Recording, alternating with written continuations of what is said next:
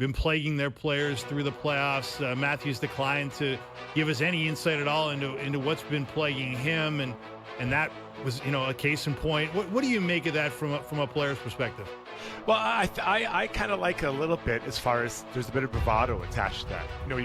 You're trying to pretend like you're Superman, right? Now the reality is there's no one who's Superman, and we're all gonna at some point get injured and get hurt. I think that you can, if you don't want to reveal the injury, say, listen, I was dealing with something, and it was a challenge. I expect after 4 months or whatever time they had off, 3 months, I'll be 100%. Right? You can give it that way. You don't have to say exactly what happened, but I think we all know that when it comes to the type of injury everyone seemed to think Matthews had, and the touch required to score at the level he did, as you referenced their tats a couple years ago. I mean, we'll know if it's back, if he's there, because it makes a difference. That an injury to your wrist, to your hand, whatever, fingers, that drops you down from elite to maybe average. And average is great at 25, 30 goals, but that's not elite. So I'm guessing that if he doesn't think it's a story, it's over, and he will be healthy, and he'll regain that ability to shoot the puck that we all love to watch. Yeah, having said that, I mean, you're a former player, so you know how what the code is and how it plays out. When you don't answer a question, even though it's your right not to answer the question, the lack of transparency does send a message, doesn't it? Yeah, is that the place to do it? Is the form that he wants to maybe at training camp? Like, does he want to address it formally in front of everyone? Like, I'm guessing not every Leafs reporter was at this event. So maybe he wants to do it formally, and he'll address it at, what is it? It's the day of training camp. First day, don't they have some kind of they'll have a media thing? Yeah, sure, yeah. Media, yeah. So maybe that's where they want to talk. Maybe they'll bring in the trainer. I don't know. Maybe they want to do it more formally. But I honestly, I'm guessing, guys, if he doesn't need to talk about it anymore, we're not going to have that. There won't be an issue. But then you look at like Connor McDavid. Remember the knee issue he had. There was no news. Then all of a sudden they dropped that documentary, and we're all like, "What the hell happened?" Like, we thought he was fine. You know what? We had no idea. And so maybe his teammates knew, and obviously the team knew. But that, I'm not suggesting that's what happened with Matthews. But I guess sometimes you can be misled. All right. I'm going to ask your expert opinion on this. It sort of leads into a top 20 list of centers by the NHL.com. But first, we got this vintage stuff of Joe from the Bridge learning the leverage lesson. This goes back to YCBHL ball hockey action. He plays for the Young Canadians, now called the middle-aged guys now because it's years ago. But this is how not to sort of step into a hit. Watch this along the boards. Ready? Boom. Oh! Oh. Boom. That's Joe from the Bridge going down. Yes, yeah, that's right, yeah. And by the way, Struddy, that's a non-contact ball hockey league. Oh, so listen, I run some camps here, and the first thing I say is play with your head up. And you can clearly see his eyes are glued to that ball down there. So you might want to work on his stick handling first to get his eyes up, and then he doesn't see that train coming.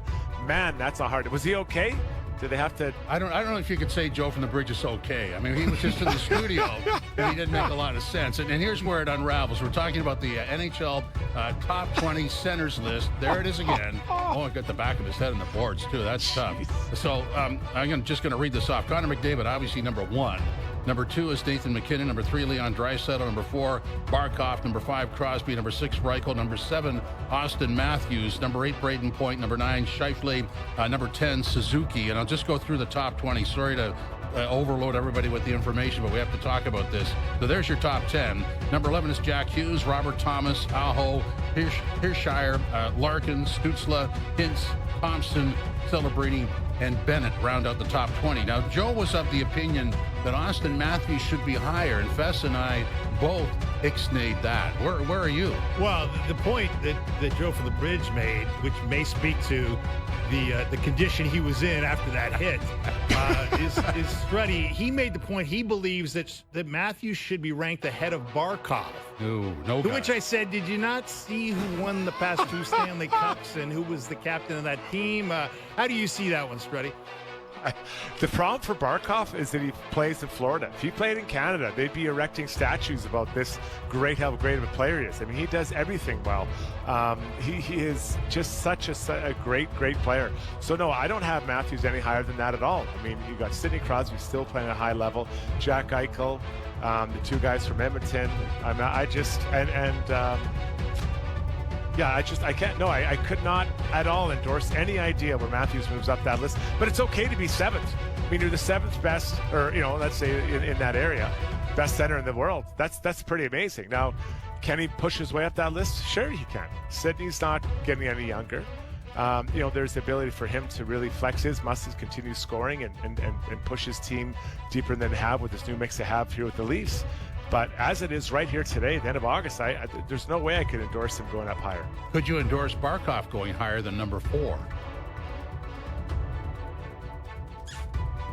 McDavid, McKinnon, Draisaitl ahead of him.